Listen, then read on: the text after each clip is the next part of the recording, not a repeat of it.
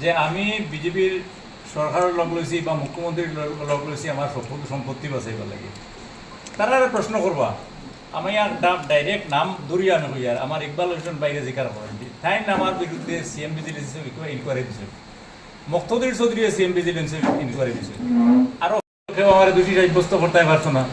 ওই ইনকোয়ারির টিমে আইয়া ইনকোয়ারি করিয়া গিয়ে তারা দিছে না সিদ্দিক আহমেদর প্রপার্টি কোনো নাই, গন্ডগোল নাই।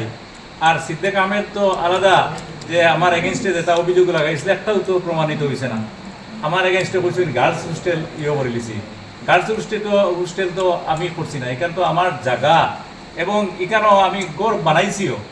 একটা মানে দুইটা রুম হইল গিয়া ক্লাবর লাগি তারা নিছে, ক্লাবর লাগি নিশ্চয় বানাইয়া এর লাগি তো সারা এরিয়া তো নাই এটা নিশ্চয় তো যে কোনো সময় তারা ক্লাবর লাইন নিছে, ক্লাব তারা চালাইতরা এর লাগিয়ে আমার তো কিছু আইছে কিনা ইনকোয়ারি থেকেও তো তারা আমার করে দিছে। গতিকে ও যে যারা ফোর যে সিদ্দিক আহমেদের সম্পত্তি বাঁচাইবার লাগে তারা তো এখন 5 বছর দিন কিতা করলাম বিজেপির লগে তো আসলাম। মুক্তদির চৌধুরী তাই তো কংগ্রেস থেকে ইউডিএফ হয়ে গেছেন, ইউডিএফ থাকিয়া বিজেপির হতার লগ ধরিয়া তাই প্রাইম মিনিস্টারের কাছেও চিঠি লেখছেন, মুখ্যমন্ত্রীর কাছে লেখছেন, সবার কাছে লেখছেন, ইকবাল হোসেনেও তো সারা কাছে লেখন লেগিয়া কি তেন কিতা করতে পারছেন, তাই তো কিতা করতে কিছু করতে পারছেন না।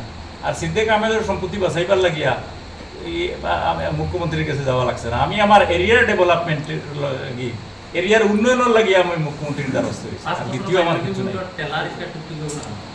হ্যাঁ বোর্ডের যে টাকা আমি তো আগে কইছি এগুলো কোনবাই গেছে টেলার রিক্সা তোমার অটো রিক্সা এটা তো 5 বছর আগে যারা আছে তারা তো বিভিন্নভাবে দিছে, বিভিন্ন ডেভেলপমেন্ট স্কিম করছে। তাই তো এই যে টাকাটা টোটাল মাইনরিটি টাকা তাই কিতা করছে না ওখানে খবর দেখবো।